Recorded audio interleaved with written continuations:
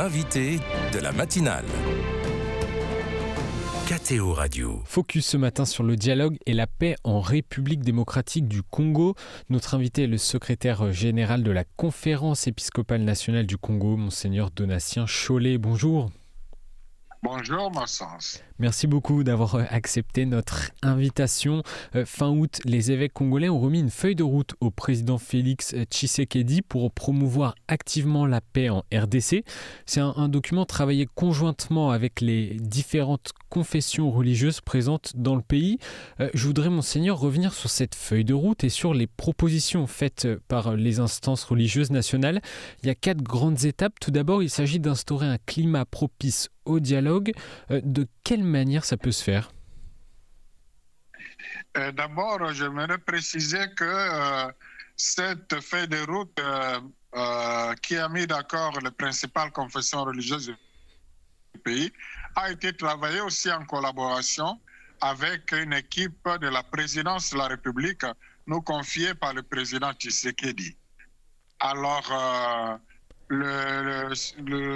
l'étape qui précède le dialogue des experts, le mois de la paix, c'est la période que nous réservons pour rapprocher les cahiers de charges des uns des autres, pour créer et changer l'atmosphère. Parce que l'heure est maintenant, malheureusement, à la crispation. Il faut décrisper la situation. Il faut travailler pour que les uns les autres puissent changer d'attitude, qu'on ait maintenant une atmosphère favorable au dialogue pour taire les tensions. Et comment faire, dans quel cadre, en tout cas, quel cadre offrir pour faire dialoguer tout le monde ? Il y a d'abord, la première étape, ce sera un travail en bilatéral. Donc, l'équipe de la médiation va travailler en bilatéral avec les parties prenantes pour rendre le dialogue possible. Et pour l'étape qui suivra, qui sera le dialogue des experts, là, nous allons tenir compte, nous allons sélectionner les contributions qui se sont distinguées autour de thématiques proposées pour consolider la paix et le bien vivre ensemble. Mais alors, ce qui est le plus attendu pour la population, c'est le dialogue proprement dit qui sera fait à la lumière de conclusions du travail des experts. Et là, il faudra que ce soit sous un format où nous pensons au maximum une centaine de personnes pour qu'on puisse bien maîtriser la dynamique autour d'une table. Il y a 2 dimensions. Il y a un dialogue à la fois, vous le dites, entre experts et un dialogue également autour d'assises politiques. Il y a également une étape sur cette feuille de route, Monseigneur, qui consiste en une conférence internationale sur la paix dans la région des Grands Lacs, ainsi qu'une autre rencontre centrée sur le financement de la reconstruction de la République démocratique du Congo, c'est bien ça ? Oui, c'est bien ça. La conférence internationale n'interviendra qu'après que les Congolais se soient donné ce que nous appelons pacte social, c'est-à-dire un consensus national sur la gouvernance du pays à partir de ce moment projeté dans l'avenir. Donc, fort de ce consensus, et nous insistons que ça doit être un dialogue inclusif. Donc, si le consensus est issu d'un dialogue inclusif, alors on sera plus fort pour aller à l'international. À l'international, pour que nous parlions d'une seule voix, parce que pour le moment, le pays est divisé, il y a beaucoup de divergences et de points de vue, alors que tout le monde prétend vouloir la paix. Tout le monde prétend plutôt que la guerre cesse. Alors, fort de ce consensus, nous allons postuler une conférence internationale parce que le problème n'est pas seulement avec le Rwanda. Le Congo est entouré de 9 voisins. À ce qu'on a vécu dans le passé. Et alors, c'est à ce moment-là qu'on pourra évaluer la responsabilité des uns des autres, parce qu'il y a aussi un impact de multinationales de la communauté internationale dans cette crise. Je crois qu'il serait de bonne loi que les uns les autres contribuent aussi à financer cette paix que nous voulons, non seulement à RDC, mais avec le pays voisin aussi. Et Monseigneur Chollet, quel rôle spécifique l'Église catholique peut avoir et doit avoir dans le processus de paix ? Bon, nous ne parlons pas en termes de devoir. Pour le moment, nous sommes donné cette mission de convaincre les parties prenantes de force vives du pays pour qu'ils se réunissent autour d'une table. Cela ne veut pas dire que nous sommes automatiquement des médiateurs. Il faudra que les parties prenantes nous acceptent en tant que tels. Et sinon, nous sommes prêts à rendre ce service à la nation. Mais ce qui s'inscrit dans l'ADN de notre mission évangéliste, c'est tout ce que nous pouvons faire. Et pour cela, nous n'avons pas besoin d'une autorisation pour éduquer le peuple de Dieu à la paix et pour aider les uns les autres à travailler pour le renforcement de la cohésion nationale. Et quand vous parlez des parties prenantes, de qui vous parlez ? Nous parlons des acteurs politiques qui sont au pouvoir, nous parlons des acteurs politiques qui sont dans l'opposition, nous parlons des autorités traditionnelles qui ont un rôle à jouer, surtout dans les conflits communautaires. Nous parlons des représentants des regroupements, principaux regroupements de la société civile dans sa diversité, femmes, jeunes, personnes vivant avec handicap.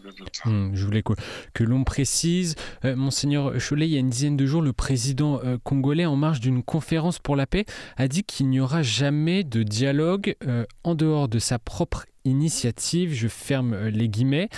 À quelles conditions ce dialogue pour la paix est-il possible pour l'Église catholique ? Et inversement, quelles conditions sont rédhibitoires pour vous ?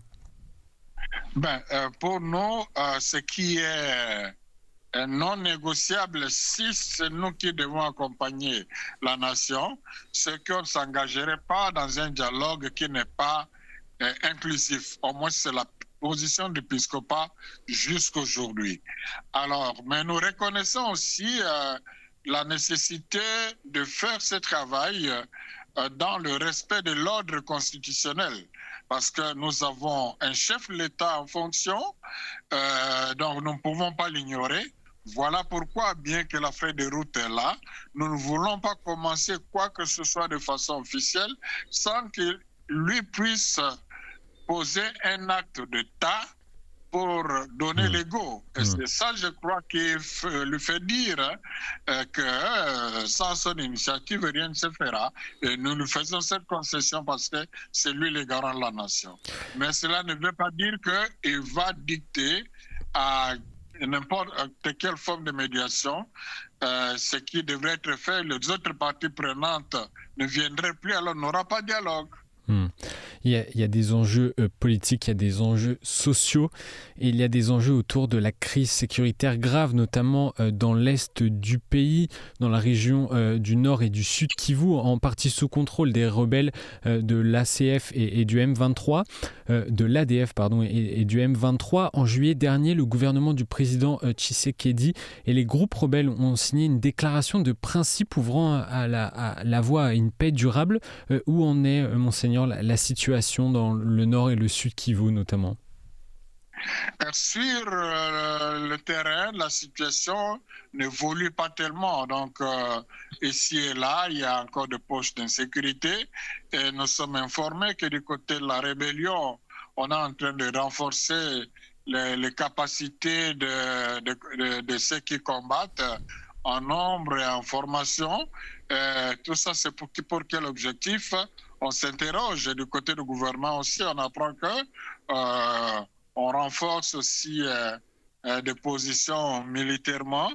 Bon, nous souhaitons que ce soit pour protéger le pays et maintenant pour activer encore les velléités de la guerre. Donc, la déclaration de principe est signée, mais nous attendons. Il faut aussi des préalables pour ça. mais nous avons dernièrement appris qu'il y a un protocole d'accord sur l'échange des prisonniers. C'est déjà un pas dans la bonne direction, mais on est encore loin des niveaux que nous voulons atteindre, que ce soit un cessez-le-feu assez radical pour donner la chance au dialogue. Et fin juillet également, il y a eu un massacre perpétré à Komanda dans le sud Kivu par les forces démocratiques alliées ADF. C'est un groupe terroriste ayant fait allégeance à l'organisation de l'État islamique. Cela montre tragiquement la fragilité de la situation dans la région de Goma. Vous parlez du mois de juin, mais au mois de septembre, ici, il y a à peine quelques jours, les mêmes ADF ont tué une centaine de personnes dans le territoire de Rouberou. Donc la situation ne fait que s'empirer. Voilà pourquoi dans le dernier communiqué de la SENCO, nous en appelons à une mobilisation générale de la population, de gouvernants, de belligérants pour donner la chance au dialogue. Et ce qui inquiète aussi, c'est le caractère islamiste de ces agressions. Nous n'avons pas de problème de relation avec l'islam au pays. Nous collaborons d'ailleurs sur pas mal de sujets. Mais là, il y a un extrémisme islamiste qui doit attirer et interpeller toute la communauté internationale parce que le danger n'est pas seulement le Congo, on vit ces choses aujourd'hui, le danger c'est le monde entier. Un tel foyer est une menace pour l'humanité. Monseigneur Encholet, alors que la situation à certains égards peut sembler désespérée, qu'est-ce qui vous permet de continuer à espérer presque contre toute espérance, comme le dirait saint Paul ? Nous sommes des chrétiens, nous sommes des pasteurs, donc les hommes d'espérance. L'espérance ne déçoit pas et nous croyons qu'avec la grâce de Dieu, nous pourrons. Aujourd'hui même, nous sommes en train d'échanger. Il y a un atelier organisé par la commission Justice et Paix de la SENCO, un atelier scientifique justement pour approfondir davantage tous ces aspects, une façon de nous préparer aussi à un éventuel dialogue pour avoir beaucoup de chances possibles de réussite. Donc nous espérons, comme disait